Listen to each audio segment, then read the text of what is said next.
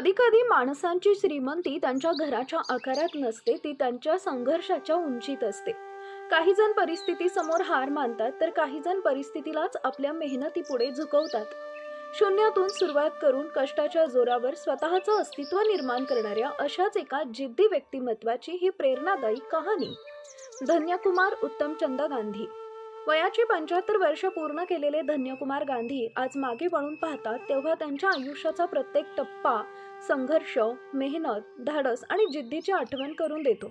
हा प्रवास केवळ संपत्ती निर्माण करण्याचा नाही, तर शून्यातून स्वतःची ओळख निर्माण करण्याचा प्रवास आहे.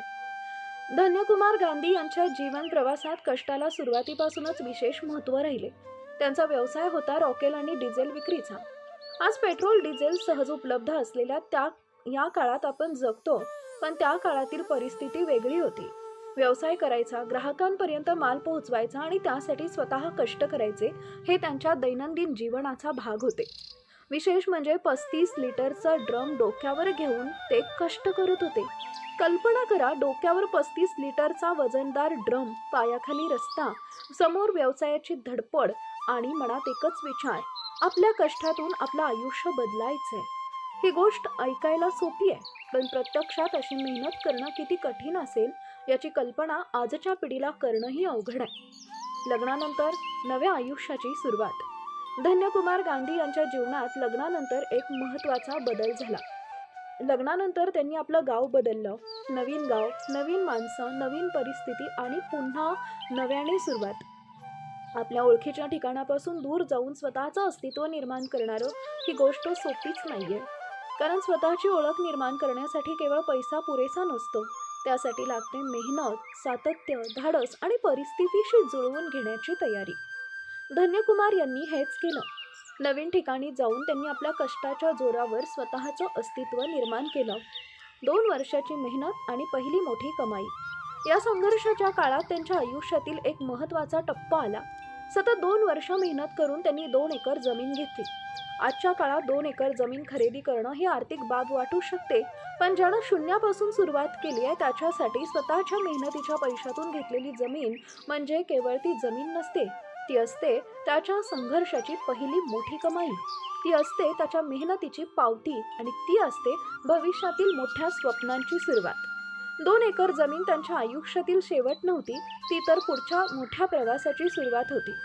ज्यानं 2 एकरांपासून सुरुवात केली त्यानं पुढील 10 ते 12 वर्षात तब्बल 13 एकर जमीन घेतली. ही गोष्ट केवळ आकड्यांमध्ये पाहिली तर तिचं महत्त्व कदाचित लक्षात येणार नाही, पण 2 एकर जमीन घेण्यासाठी ज्या व्यक्तीनं डोक्यावरून 35 लिटरचे ड्रम वाहून कष्ट केले, त्याच व्यक्तीनं पुढील काही वर्षात आपली जमीन वाढवत 13 एकरांपर्यंत नेली. म्हणजे त्या प्रत्येक एकरामागे एक मोठा संघर्ष दडलेला आहे. प्रत्येक जमिनीच्या तुकड्यामागे मेहनतीचे दिवस आहेत. प्रत्येक खरेदीमागे काटकसर आहे आणि प्रत्येक यशामागे एकच गोष्ट आहे, सातत्यानं केलेली मेहनत. धन्यकुमार यांच्या जीवन प्रवासातून एक महत्त्वाचा संदेश मिळतो. कष्टाला पर्याय नसतो. परिस्थिती कितीही कठीण असली, सुरुवात कितीही छोटी असली, आपल्याकडे साधनं कमी असली, तरी मेहनत आणि सातत्य असेल तर माणूस आपल्या आयुष्यात बदल घडवू शकतो. त्यांच्या जीवनाची सुरुवात मोठ्या साधन संपत्तीतून झाली नाही. व्यवसाय करताना स्वतः कष्ट केले. 35 लिटरचा ड्रम डोक्यावरून वाहून नेले. लग्नानंतर गाव बदललं. नवीन ठिकाणी स्वतःची ओळख निर्माण केली. 2 वर्ष मेहनत करून 2 एकर जमीन घेतली आणि त्यानंतर त्या जमिनीचा विस्तार पुढील 10 ते 12 वर्षात 13 एकरांपर्यंत जमीन निर्माण केली. हा प्रवास एका दिवसात घडलेला नाही, यामागे वर्षानुवर्षाची मेहनत आहे. या संपूर्ण प्रवासात त्यांच्या पत्नी धनश्री यांची साथही महत्त्वाची राहिली. आयुष्यातील संघर्ष एकट्यानं पार करणं अनेकदा कठीण असतं. घरातील व्यक्तीची साथ मिळाली तर संघर्षाची वाट थोडी सोपी होते. धन्यकुमार गांधी यांच्या जीवन प्रवासात पत्नी धनश्री यांची साथ त्यांच्या कुटुंबाच्या वाटचालीचा महत्त्वाचा भाग आहे. पती पत्नीनं एकत्रितपणे केलेला परिस्थितीचा सामना आणि मेहनत आपल्या कुटुंबाचं भविष्य अधिक मजबूत करण्यासाठी त्यांनी प्रयत्न केले. आज 13 एकर जमीन ही निश्चितच त्यांच्या मेहनतीची मोठी निशाणी आहे, पण त्यांच्या जीवन प्रवासाकडे पाहताना एक गोष्ट लक्षात येते. खरी संपत्ती केवळ जमीन नाही आहे, खरी संपत्ती ती म्हणजे जमीन निर्माण करण्यामागची मेहनत. कारण जमीन विकत घेता येते, पण ती जमीन मिळवण्यासाठी केलेली वर्षानुवर्षाची मेहनत विकत घेता येत नाही. 35 लिटरचे ड्रम डोक्यावरून वाहून नेणारा तो कष्टकरी, 2 एकर जमीन घेण्याचं स्वप्न पाहणारा तो मेहनती माणूस आणि पुढे 13 एकरापर्यंत पोहोचवणारा तोच माणूस, हा बदलच त्यांच्या जीवन प्रवासाची खरी कहाणी सांगते. आज अनेक तरुणांना यश लवकर मिळावं असं वाटतं. आज सुरुवात केली आणि उद्या मोठं यश मिळावे अशी अपेक्षा असते. पण धन्यकुमार यांचा प्रवास आपल्याला सांगतो, यशाला शॉर्टकट नसतो. कधी पायपीट करावी लागते, कधी स्वतःच्या हातानं कष्ट करावे लागतात, कधी परिस्थितीशी संघर्ष करावा लागतो, कधी स्वप्नांसाठी अनेक वर्ष वाट पाहावी लागते. पण मेहनत थांबवायची नाही. कारण आज केलेल्या मेहनतीचं फळ कदाचित उद्या मिळणार नाही, पण सातत्यानं केलेली मेहनत एक दिवस नक्कीच परिणाम दाखवते.